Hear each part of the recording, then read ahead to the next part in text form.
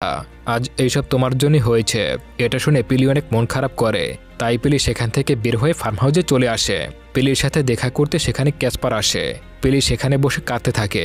Kasper পিলিকে সান্ত্বনা দেয়। তখন পিলি কান্না করতে করতে বলে, আমি শুধু নানার এই অবস্থার জন্যই কান্না করছি না, এর সাথে সাথে আমাদের ব্রুকলিনের বাড়িটাও বিক্রি করা হবে, সেই জন্য কান্না করছি।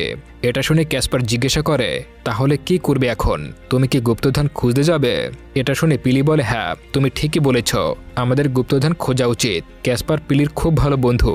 এর সাথে সাথে সে হাওয়াইয়ান ভাষাও জানে। এজন্য সে পিলির সাথে যাওয়ার জন্য রাজি হয়ে যায়। এরপর তারা দুজনেই গুপ্তধন খুঁজতে যাওয়ার প্রস্তুতি নিতে শুরু করে। পরদিন সকালবেলা পিলি আর ক্যাসপার জ্যাকের ফোন আর গাড়ি নিয়ে বেরিয়ে পড়ে।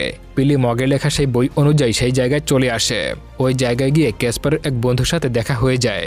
তার নাম ডেভিড। ডেভিড পিলি আর ক্যাসপারকে ছোট্ট একটা গাড়ি দেয়, যাতে করে এই পাহাড়ি রাস্তাটা পিলি আর ক্যাসপারকে পায়ে হেঁটে না পার হতে হয়। অন্যদিকে জ্যাকের ঘুম ভাঙলে সে দেখতে পায় তার ফোন আর গাড়িটা নেই। বুঝে যায় পিলি এগুলো নিয়ে চলে গেছে। এরপর জ্যাক গুগল সার্চ করে দেখার চেষ্টা করে পিলি এখন কোথায় আছে। এদিকে পিলি আর ক্যাসপার ওই বইটার ইনস্ট্রাকশন অনুযায়ী খুঁজতে খুঁজতে একটা গুহার সামনে এসে পৌঁছায়, কিন্তু সেই গুহার মুখটা কেউ একজন বন্ধ করে রেখেছে। এরপরে ক্যাসপার হাতে টর্চ নিয়ে আর পিলি ওই বইটা নিয়ে সামনের দিকে এগোতে থাকে। এই পাশে জ্যাকও তার বান্ধবী লিন্ডাকে নিয়ে গাড়িতে করে পিলিকে খুঁজতে বের হয়। এরই মধ্যে পিলি আর ক্যাসপার ওই গুহার মধ্যে প্রবেশ করে। ওখানে ঢুকে চারপাশটা ঘুরে দেখতে থাকে তারা দুজনে। হঠাৎ সেখানে বড় একটা গর্তে পা পিছলে তারা নিচে পড়ে যায়। সেখানে গিয়ে তারা একটা মৃত মানুষের কঙ্কাল দেখতে পায়। সেই কঙ্কালের হাতে একটা সোনার আংটিও ছিল। ওই জায়গাতেই কিছু স্বর্ণমুদ্রা ছিটানো অবস্থায় ছিল। এইসব দেখে তারা নিশ্চিত হয় এখানে অবশ্যই গুপ্তধন আছে। এরই মধ্যে জ্যাক আর লিন্ডা তাদেরকে খুঁজতে খুঁজতে গুহার মধ্যে চলে আসে। পিলি জ্যাক আর লিন্ডাকে বলে, দেখো আমি সত্যি বলেছিলাম, এখানে গুপ্তধন লুকানো আছে। সেই গুপ্তধন আমাদেরকে খুঁজে বের করতেই হবে।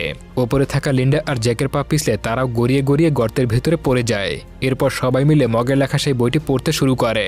বইটিতে লেখা ছিল গুপ্তধনের সন্ধান আছে মৃত্যুর ফাঁদের ওপারে। সেই মৃত্যুর ফাঁদটা ছিল একটা সরু ঝুলন্ত সেতু। সেই সেতুর নিচে আছে জ্বলন্ত লাভার মৃত্যুকূপ। এরপর পিলি, ক্যাসপার, লিন্ডা আর জ্যাক তাদের হাতে গ্লাভস পরে নেয় আর সামনের দিকে এগোতে থাকে।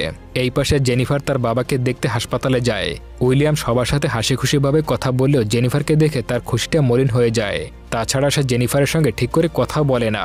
অন্যদিকে চারজন মিলে আস্তে আস্তে একটা গুহার মধ্য দিয়ে হামাগুড়ি দিয়ে সামনের দিকে এগিয়ে যেতে শুরু করে। যেতে যেতে ক্যাসপার পিলির ভাই জ্যাককে ভয়ঙ্কর সব স্পাইডারের কথা বলছিল। সত্যি সেখানে বিষাক্ত স্পাইডার এসে জ্যাকের হাতে কামড়ে দেয়। এরপর সে ভয় চিৎকার করতে করতে তাড়াতাড়ি সামনের দিকে বেরিয়ে আসে আর পেছনে পেছনে বাকিরা তাড়াতাড়ি বেরিয়ে যায়। ফলে তারা যে ছোট্ট সুড়ঙ্গের পথ ধরে এসেছিল সেটা ভেঙে যায়। এরপর পিলি মগের লেখা কথাগুলো মন দিয়ে পড়ে, যে দৌড়নের সময় সুড়ঙ্গের মধ্যে পড়ে গেছে আর সেটাই ছিল গুপ্তধন খোঁজার একমাত্র উপায়। এবার জ্যাক রেগে গিয়ে পিলির উপরে